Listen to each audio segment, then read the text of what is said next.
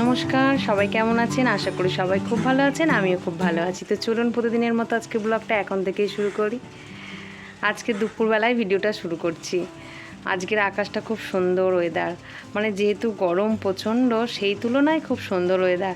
মাঝে মাঝে ঝিরি ঝিরি বৃষ্টিও পড়ছে, আবার একটা ঝোড়ো হাওয়াও বইছে। আজ সকালের ঝোড়ো হাওয়াতেই জামা কাপড়, মানে বাবুর কাপড়গুলো শুকিয়ে গেছে। আপাতত এখন দুপুরবেলা আমি ফের কিছুটা কাপড় দিয়েছি।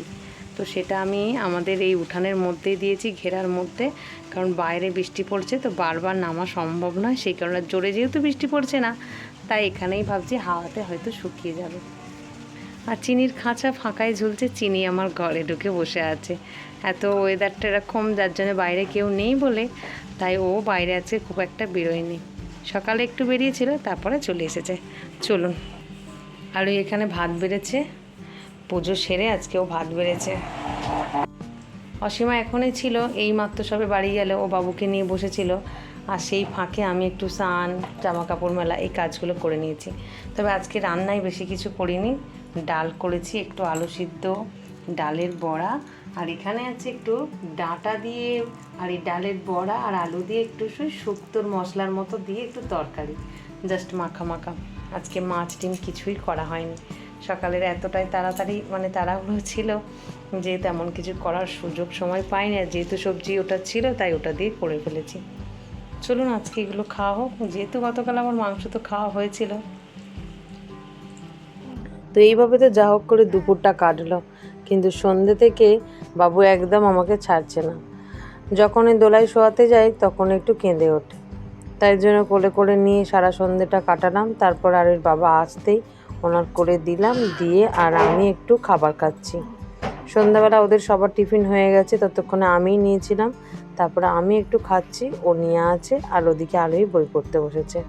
যেহেতু ফ্রিজে একটু আটা মাখানোই ছিল, তো সেটা দিয়ে তো কিছু বানাতেই হতো, নয় রুটি নয় পরোটা। তাই একটু নরম হয়ে গিয়েছিলো বলে, তাই আমি একটু চটপট করে যা হোক করে বেলে আর কি একটু তেল ছড়িয়ে পরোটা করে নেবই ভেবেছি। তবে তরকারি করার মতো সময় হয়তো আজকে আর দেবে না। ছেলেটা প্রচণ্ড বায়না করছে, মানে কোলে নিতে হবে, আর একটু ঘুমও পেয়েছে। তো সেই কারণেই আজকে একটু তরকারি কিনে নেওয়া হয়েছে। পাড়ার মধ্যে মাঝে মাঝে ঘুগনি আসে, তো আর বাবা বলে আজকে বরং একটু ঘুগনি কিনে নাও, তরকারি করতে হবে না। তাই চটপট একটু পরোটাটা বানিয়ে ফেলছি। আর যেহেতু সন্ধ্যাবেলা সবাই টিফিন খেয়েছি, তো রাতে বেশি ভারী খাবার খাওয়ার কোনো দরকারই নেই। তাও একটা আধটা তো পরোটা খাওয়া হবে, তো সেটাই বা কী দিয়ে খাওয়াবে, সেই জন্য একটু ঘুগনি নিয়ে নেওয়া হলো। তো মোটামুটি পরোটাটা হতে হতে চিনিও আমাকে ছেড়ে যাচ্ছে না। ওই দেখুন কেমনভাবে বসে আছে গ্যাসের পাশেই। আমার তো ভীষণ ভয় করছিল তেল যদি ছিটকে ওর গায়ে গিয়ে পড়ে, কিন্তু অনেকক্ষণ থেকে বলছি কিন্তু সরছেও না। ও এতটাই গা শোয়া হয়ে গেছে, সারাদিন বাইরে টোটো করলে ও ঠিক সময় ঘরে চলে আসে, না বলার সত্ত্বেও। তবে এই সময়গুলো বেশ ভালোই লাগে, যখন ওকে না ডাকলে ও বাড়িতে চলে আসে, জানেন। যাই হোক, মোটামুটি গল্প করতে করতে পরোটাও হয়ে গেল, আর চিনি দেখুন কীভাবে বসে আছে এখনও অবধি।